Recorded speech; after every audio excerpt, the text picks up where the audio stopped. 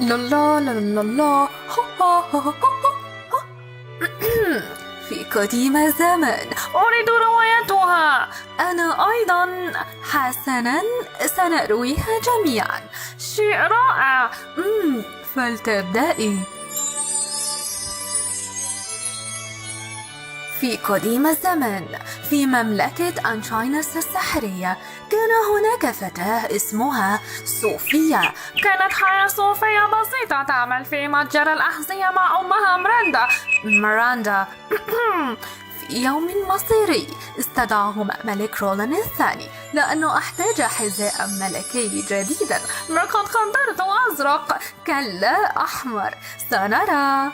صوفيا وابنتها وصلا إلى القصر. كانت صوفيا متلهفة لرؤية الملك، ووضعت ميراندا قدم الملك في الحذاء. أعجب الملك بمهارتها وأعجب بها. بعدها تزوج الملك وميراندا. قد تعتقد أن هذه نهاية القصة. كانت بداية الحكاية. صوفيا، حان وقت الرحيل، الحافلة في انتظارنا، آتية.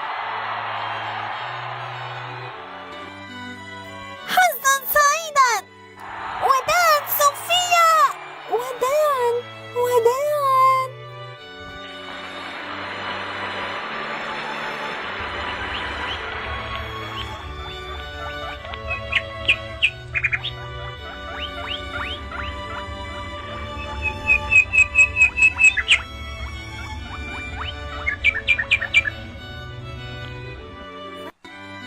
أمي، لقد وصلنا. كيف ستكون غرفتنا؟ يا صوفيا، ما دمنا نسكن في القصر ستكون لك غرفتك الخاصة. أجل.